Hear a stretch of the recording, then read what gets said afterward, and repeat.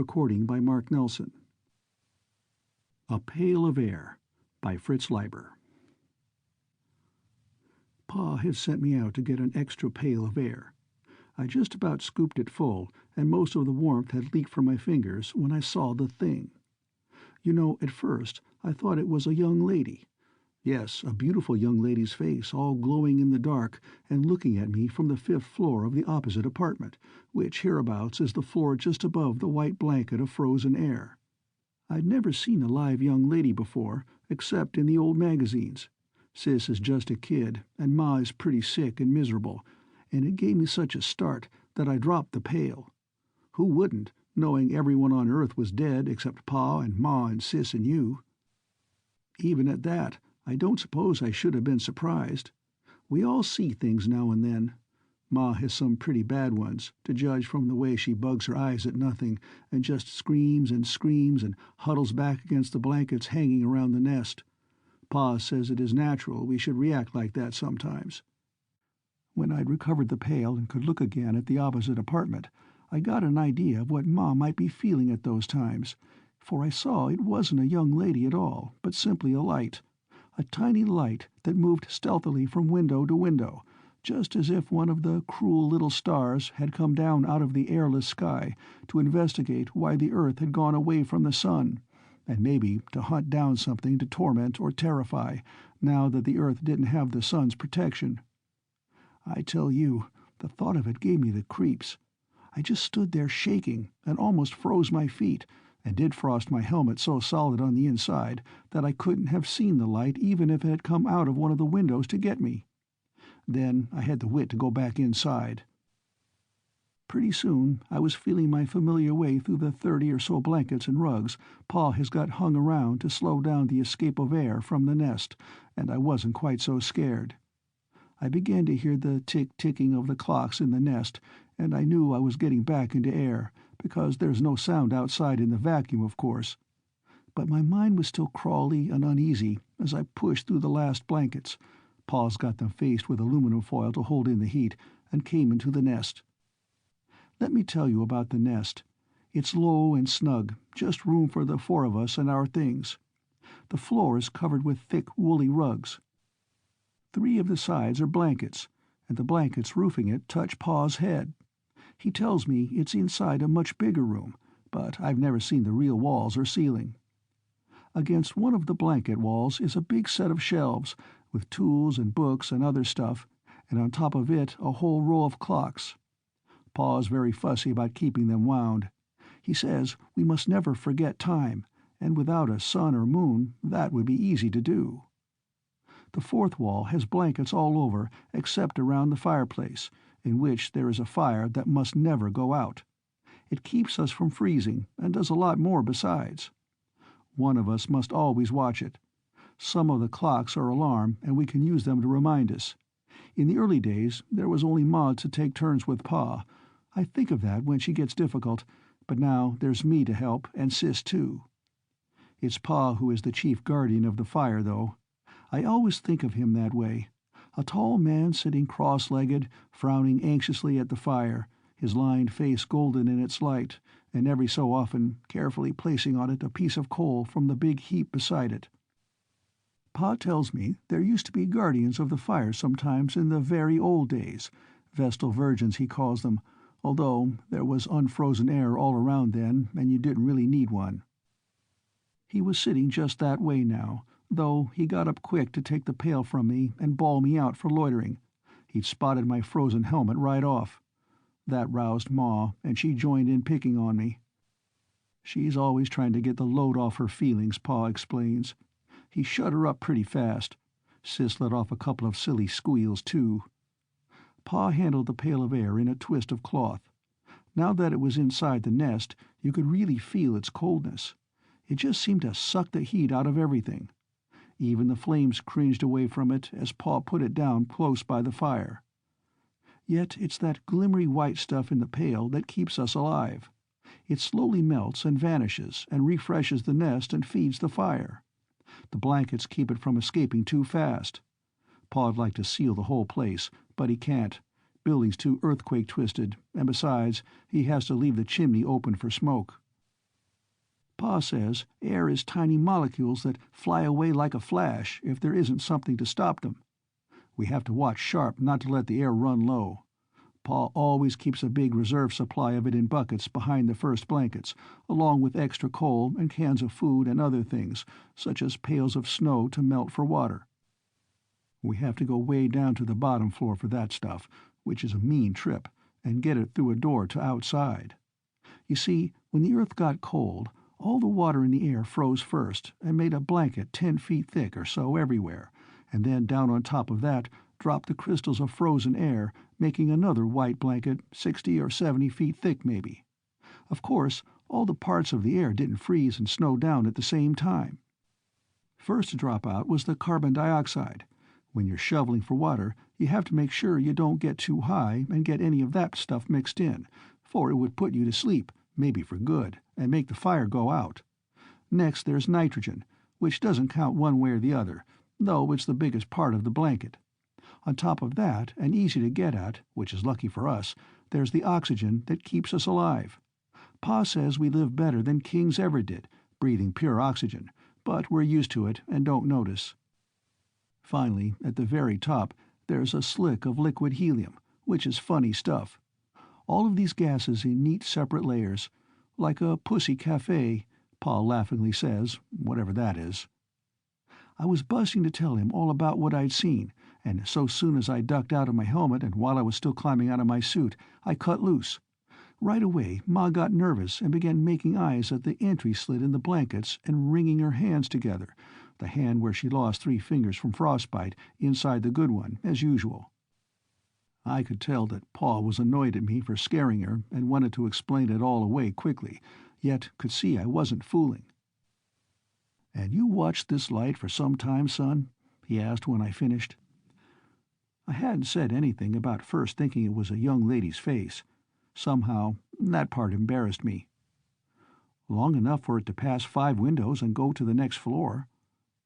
And it didn't look like stray electricity or crawling liquid or starlight focused by a growing crystal or anything like that?" He wasn't just making up those ideas. Odd things happen in a world that's about as cold as can be, and just when you think matter would be frozen dead, it takes on a strange new life. A slimy stuff comes crawling toward the nest, just like an animal snuffing for heat. That's the liquid helium. And once, when I was little, a bolt of lightning, not even Pa could figure where it came from, hit the nearby steeple and crawled up and down it for weeks, until the glow finally died. "Not like anything I ever saw," I told him. He stood for a moment, frowning. Then, "I'll go out with you, and you show it to me," he said. Ma raised a howl at the idea of being left alone, and Sis joined in too, but Pa quieted them. We started climbing into our outside clothes. Mine had been warming by the fire. Pa made them. They have plastic headpieces that were once big, double-duty transparent food cans, but they keep heat and air in and can replace the air for a little while, long enough for our trips for water and coal and food and so on. Ma started moaning again. "I've always known there was something outside there waiting to get us. I've felt it for years. Something that's part of the cold and hates all warmth and wants to destroy the nest. It's been watching us all this time, and now it's coming after us. It'll get you, and then come for me. Don't go, Harry." Pa had everything on but his helmet. He knelt by the fireplace and reached in and shook the long metal rod that goes up the chimney and knocks off the ice that keeps trying to clog it. Once a week, he goes up on the roof to check if it's working all right. That's our worst trip, and Pa won't let me make it alone. "Sis," Pa said quietly, "come watch the fire. Keep an eye on the air, too. If it gets low or doesn't seem to be boiling fast enough, fetch another bucket from behind the blanket. But mind your hands. Use the cloth to pick up the bucket." Sis quit helping Ma be frightened and came over and did as she was told. Ma quieted down pretty suddenly, though her eyes were still kind of wild as she watched Pa fix on his helmet tight and pick up a pail and the two of us go out. Pa led the way, and I took hold of his belt. It's a funny thing. I'm not afraid to go by myself, but when Pa's along, I always want to hold on to him. Habit, I guess, and then there's no denying that this time I was a bit scared. You see, it's this way. We know that everything is dead out there. Pa heard the last radio voices fade away years ago and had seen some of the last folks die who weren't as lucky or well protected as us. So we knew that if there was something groping around out there, it couldn't be anything human or friendly. Besides that, there's a feeling that comes with it always being night, cold night. Pa says there used to be some of that feeling even in the old days, but then every morning the sun would come and chase it away. I have to take his word for that, not ever remembering the sun as being anything more than a big star. You see, I hadn't been born when the dark star snatched us away from the sun, and by now it's dragged us out beyond the orbit of the planet Pluto, Pa says, taking us farther out all the time. I found myself wondering whether there mightn't be something on the dark star that wanted us, and if that was why it had captured the Earth. Just then we came to the end of the corridor, and I followed Pa out on the balcony. I don't know what the city looked like in the old days, but now it's beautiful. The starlight lets you see it pretty well. There's quite a bit of light in those steady points speckling in the blackness above. Pa says the stars used to twinkle once, but that was because there was air. We are on a hill, and the shimmery plain drops away from us and then flattens out, cut up into neat squares by the troughs that used to be streets. I sometimes make my mashed potatoes look like that before I pour on the gravy. Some taller buildings push up out of the feathery plain, topped by rounded caps of air crystals, like the fur hood Ma wears, only whiter. On those buildings you can see the darker squares of windows, underlined by white dashes of air crystals. Some of them are on a slant, for many of the buildings are pretty badly twisted by the quakes and all the rest that happened when the dark star captured the Earth. Here and there a few icicles hang, water icicles from the first days of the cold, other icicles of frozen air that melted on the roofs and dripped and froze again. Sometimes one of those icicles will catch the light of a star and send it to you so brightly you think the star has swooped into the city. That was one of the things Pa had been thinking of when I told him about the light, but I had thought of it myself first and known it wasn't so. He touched his helmet to mine so we could talk easier, and he asked me to point out the windows to him. But there wasn't any light moving around inside them now, or anywhere else. To my surprise, Pa didn't bawl me out and tell me I'd been seeing things. He looked all around quite a while after filling his pail, and just as we were going inside, he whipped around without warning, as if to take some peeping thing off guard. I could feel it too. The old peace was gone. There was something lurking out there, watching, waiting, getting ready. Inside, he said to me, touching helmets, "If you see something like that again, son, don't tell the others.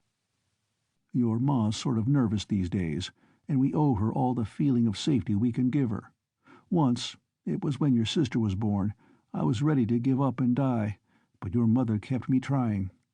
Another time, she kept the fire going a whole week all by herself when I was sick. Nursed me and took care of the two of you, too. You know that game we sometimes play, sitting in a square in the nest, tossing a ball around? Courage is like a ball, son. A person can hold it only so long, and then he's got to toss it to someone else. When it's tossed your way, you've got to catch it and hold it tight, and hope there'll be someone else to toss it to when you get tired of being brave." His talking to me that way made me feel grown up and good, but it didn't wipe away the thing outside from the back of my mind, or the fact that Pa took it seriously. It's hard to hide your feelings about such a thing. When we got back in the nest and took off our outside clothes, Pa laughed about it all and told them it was nothing and kidded me for having such an imagination, but his words fell flat. He didn't convince Ma and Sis any more than he did me. It looked for a minute like we were all fumbling the courage ball. Something had to be done, and almost before I knew what I was going to say, I heard myself asking Pa to tell us about the old days and how it all happened. He sometimes doesn't mind telling that story, and Sis and I sure like to listen to it, and he got my idea. So we were all settled around the fire in a wink, and Ma pushed up some cans to thaw for supper, and Pa began. Before he did, though, I noticed him casually get a hammer from the shelf and lay it down beside him. It was the same old story as always. I think I could recite the main thread of it in my sleep, though Pa always puts in a new detail or two and keeps improving it in spots. He told us how the Earth had been swinging around the sun ever so steady and warm, and the people on it fixing to make money and wars and have a good time and get power and treat each other right or wrong. Then, without warning, there comes charging out of space this dead star, this burned-out sun, and upsets everything. You know, I find it hard to believe in the way those people felt, any more than I can believe in the swarming number of them. Imagine people getting ready for the horrible sort of war they were cooking up, wanting it even, or at least wishing it were over so as to end their nervousness. As if all folks didn't have to hang together and pool every bit of warmth just to keep alive. And how can they have hoped to end danger any more than we can hope to end the cold? Sometimes I think Pa exaggerates and makes things out too black. He's cross with us once in a while, and was probably cross with all those folks. Still, some of the things I read in the old magazine sound pretty wild. He may be right. The dark star, as Pa went on telling it, rushed in pretty fast, and there wasn't much time to get ready. At the beginning, they tried to keep it a secret from most people, but then the truth came out, what with the earthquakes and floods. Imagine oceans of unfrozen water, and people seeing stars blotted out by something on a clear night. First off, they thought it would hit the sun, and then they thought it would hit the Earth. There was even the start of a rush to get to a place called China, because people thought the star would hit on the other side. But then they found it wasn't going to hit either side, but was going to come very close to the Earth. Most of the other planets were on the other side of the sun and didn't get involved. The sun and the newcomer fought over the Earth for a little while, pulling it this way and that, like two dogs growling over a bone, Pa described it this time, and then the newcomer won and carried us off. The sun got a consolation prize, though. At the last minute, he managed to hold on to the moon. That was the time of the monster earthquakes and floods, 20 times worse than anything before. It was also the time of the big jerk, as Paul calls it, when all Earth got yanked suddenly, just as Pa has done to me once or twice, grabbing me by the collar to do it, when we've been sitting too far from the fire. You see, the dark star was going through space faster than the sun, and in the opposite direction, and it had to wrench the world considerably in order to take it away. The big jerk didn't last long. It was over as soon as the Earth was settled down in its new orbit around the dark star. But it was pretty terrible while it lasted. Pa says that all sorts of cliffs and buildings toppled, oceans slopped over, swamps and sandy deserts gave great sliding surges that buried nearby lands. Earth was almost jerked out of its atmosphere blanket, and the air got so thin in spots that people keeled over and fainted, though, of course, at the same time, they were getting knocked down by the big jerk, and maybe their bones broke or skulls cracked. We've often asked Pa how people acted during that time, whether they were scared or brave or crazy or stunned or all four, but he's sort of leery of the subject, and he was again tonight. He says he was mostly too busy to notice. You see, Pa and some scientist friends of his figured out part of what was going to happen. They'd known we'd get captured and our air would freeze, and they'd been working like mad to fix up a place with airtight walls and doors, and insulation against the cold, and big supplies of food and fuel and water and bottled air. But the place got smashed in the last earthquakes, and all Pa's friends were killed then, and in the big jerk. So he had to start over and throw the nest together quick without any advantages, just using any stuff he could lay his hands on. I guess he's telling pretty much the truth when he says he didn't have any time to keep an eye on how other folks behaved, either then or in the big freeze that followed. Followed very quick, you know, both because the dark star was pulling us away very fast, and because Earth's rotation had been slowed in the tug-of-war, so that the nights were 10 old nights long.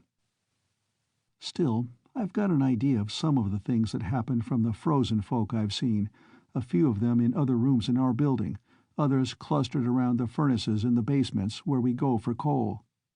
In one of the rooms, an old man sits stiff in a chair, with an arm and a leg in splints. In another, a man and woman are huddled together in a bed with heaps of covers over them. You can just see their heads peeking out close together. And in another, a beautiful young lady is sitting with a pile of wraps huddled around her, looking hopefully toward the door, as if waiting for someone who never came back with warmth and food. They're all still and stiff as statues, of course, but just like life. Pa showed them to me once in quick winks of his flashlight, when he still had a fair supply of batteries and could afford to waste a little light. They scared me pretty bad and made my heart pound, especially the young lady. Now, with Pa telling his story for the umpteenth time to take our minds off another scare, I got to thinking of the frozen folk again. All of a sudden, I got an idea that scared me worse than anything yet. You see, I just remembered the face I thought I'd seen in the window. I'd forgotten about that on account of trying to hide it from the others. What, I asked myself, if the frozen folks were coming to life?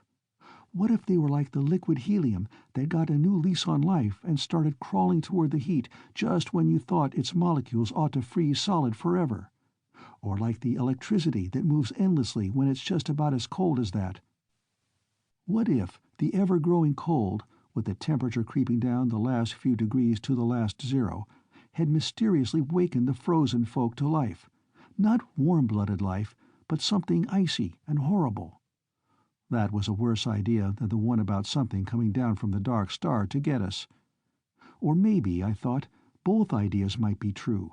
Something coming down from the dark star and making the frozen folk move, using them to do its work. That would fit with both things I'd seen, the beautiful young lady and the moving star-like light. The frozen folk with minds from the dark star behind their unwinking eyes, creeping, crawling, snuffing their way, following the heat to the nest.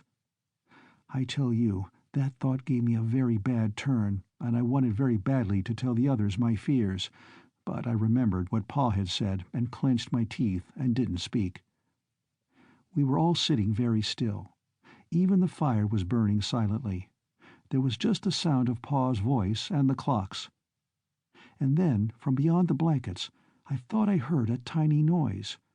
My skin tightened all over me. Pa was telling about the early years in the nest and had come to the place where he philosophizes. "So I asked myself then," he said, "what's the use of going on? What's the use of dragging it out for a few years? Why prolong a doomed existence of hard work and cold and loneliness? The human race is done. The earth is done. Why not give up, I asked myself, and all of a sudden I got the answer.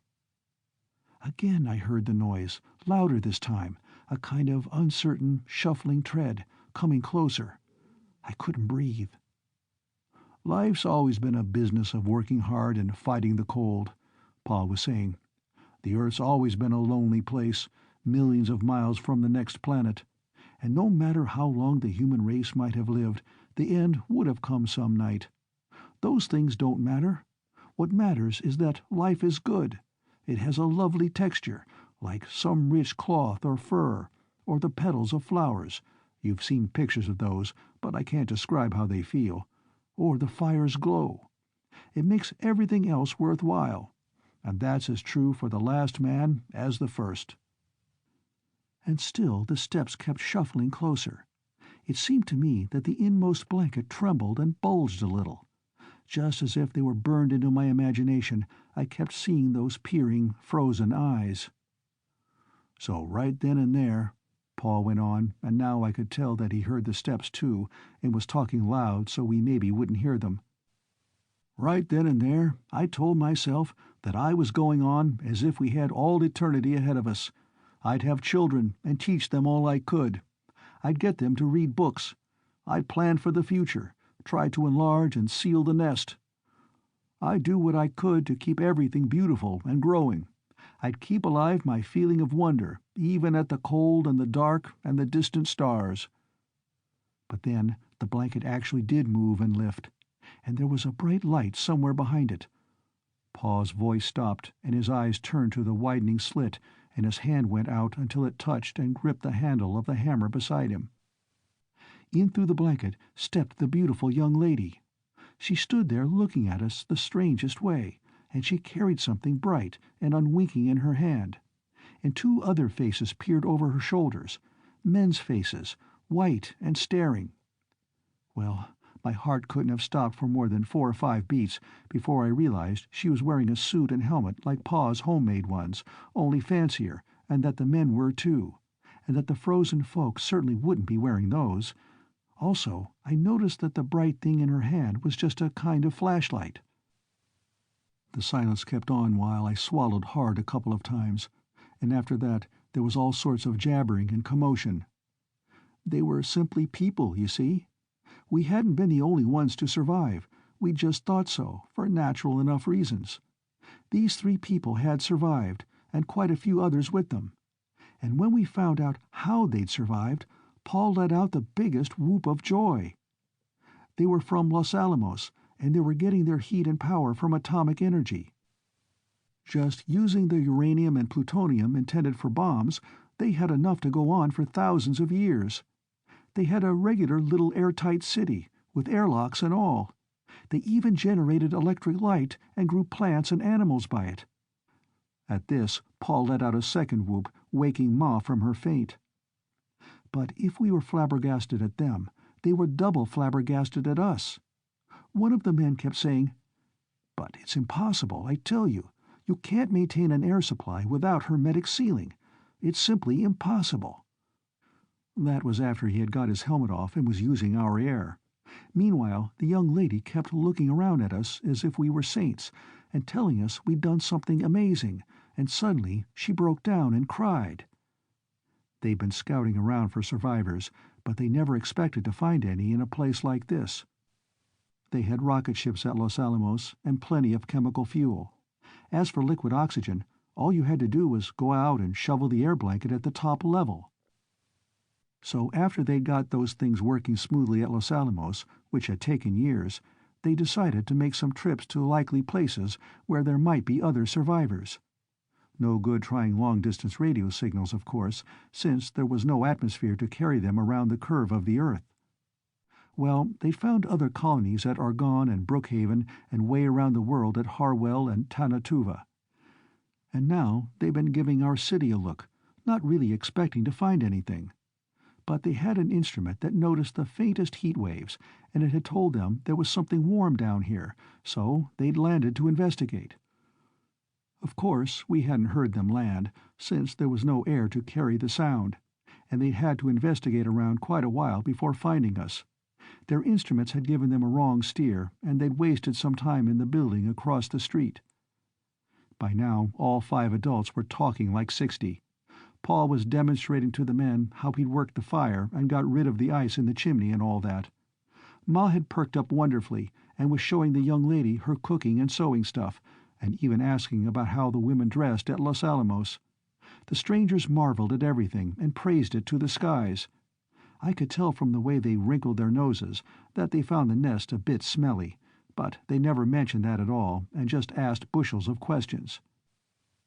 In fact, there was so much talking and excitement that Pa forgot about things, and it wasn't until they were all getting groggy that he looked and found the air had all boiled away in the pail. He got another bucket of air quick from behind the blankets. Of course, that started them all laughing and jabbering again. The newcomers even got a little drunk. They weren't used to so much oxygen.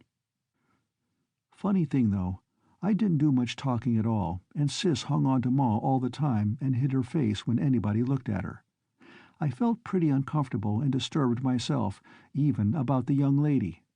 Glimpsing her outside there, I'd had all sorts of mushy thoughts, but now I was just embarrassed and scared of her, even though she tried to be nice as anything to me. I started wishing they'd all quit crowding the nest and let us be alone and get our feelings straightened out. And when the newcomers began to talk about our all going to Los Alamos, as if that were taken for granted, I could see that something of the same feeling struck Pa and Ma, too.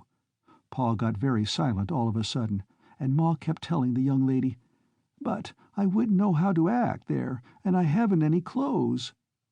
The strangers were puzzled like anything at first, but then they got the idea. As Pa kept saying, "It doesn't seem right to let this fire go out." Well, the strangers are gone, but they're coming back. It hasn't been decided yet just what will happen. Maybe the nest will be kept up as what one of the strangers called a survival school, Or maybe we will join the pioneers who are going to try to establish a new colony at the uranium mines at Great Slave Lake, or in the Congo. Of course, now that the strangers are gone, I've been thinking a lot about Los Alamos and those other tremendous colonies. I have a hankering to see them for myself. You ask me, Paul wants to see them too. He's been getting pretty thoughtful, watching Ma and Sis perk up. It's different, now that we know others are alive, he explains to me. Your mother doesn't feel so hopeless anymore. Neither do I, for that matter, not having to carry the whole responsibility for keeping the human race going, so to speak. It scares a person. I looked around at the blanket walls and the fire and the pails of air boiling away, and Ma and Sis sleeping in the warmth and the flickering light. It's not going to be easy to leave the nest, I said, wanting to cry, kind of. It's so small, and there's just the four of us. I get scared at the idea of big places and a lot of strangers. He nodded and put another piece of coal on the fire. Then he looked at the little pile and grinned suddenly and put a couple of handfuls on, just as if it was one of our birthdays or Christmas. "You'll quickly get over that feeling, son," he said. "The trouble with the world was that it kept getting smaller and smaller, till it ended with just the nest.